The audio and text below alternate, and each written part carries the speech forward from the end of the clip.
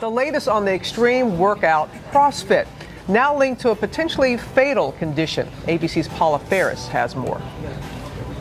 Right into double unders. It's one of the most extreme workouts on the market. A military-style exercise that pushes bodies to the brink. But now, one expert says CrossFit could cross the line when it comes to your health. With any form of severe exercise, there's risks, and CrossFit falls into that extreme exercise. Eric Robertson, a professor of physical therapy at Regis University, wrote about a rare and potentially fatal condition called rhabdomyolysis that can afflict some people who do CrossFit. Writing, rhabdo isn't a common condition, yet it's so commonly encountered in CrossFit that they have a cartoon about it. It's a kind of a disgusting clown with some organs dropping onto the floor. So what is rhabdo? When skeletal muscle is damaged, it releases proteins too quickly into the blood and can lead to kidney failure. And it happened to Jill Closell.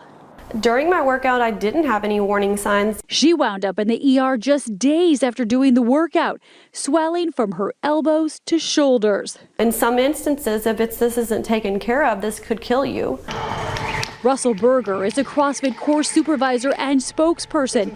He defends the program and says rhabdo is not unique to CrossFit. There are cases of rhabdomyolysis from football players, from people who run triathlons, from marathon runners to military trainees to bodybuilding communities. Berger says one of CrossFit's main goals is to raise awareness about rhabdo and how to prevent it.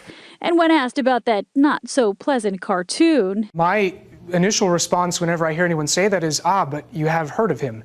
And that's exactly the point. For Good Morning America, Paula Ferris, ABC News, New York.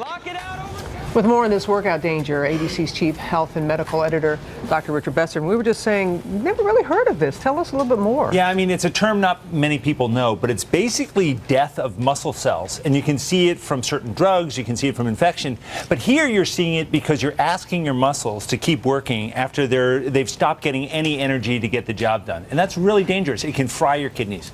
Really? But usually your muscles just sort of die out when you're working. Yes. So fatigue. If you're listening to your body and you're getting that burn and you say, okay, I've reached my limit, and you stop, you're never going to see this happen. But you also, I remember coaches said, no pain, no gain. No pain, no gain. So how do you know how far to push, I guess is... And why don't people stop if they're in pain? Well, I mean, part of it is that peer pressure. So you're in a group class, you're next to someone who has six-pack abs, and people are working and they're swinging these balls, and you think, I'm as strong as they are, and you keep going. Or a team just starting a workout and the coach is pushing everybody.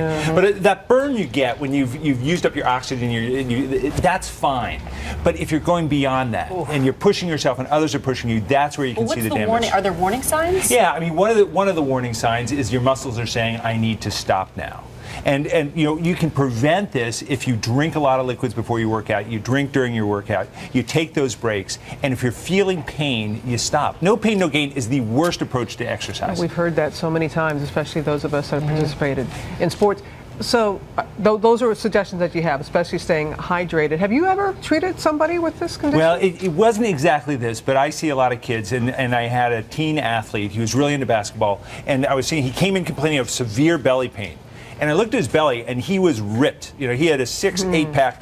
I said, you do any sit-ups? He said, like 300 or 400 a day. 100? Yeah, 100 a day. And I said, are you doing any exercises to stretch those out? And he said, no. And that was it. You're overusing a muscle, you're stretching it, you can cause some damage. It's not rhabdo, but it's the extremes of this that are dangerous. Exercise is great, but not this. Okay. Thanks, Rich. Very much.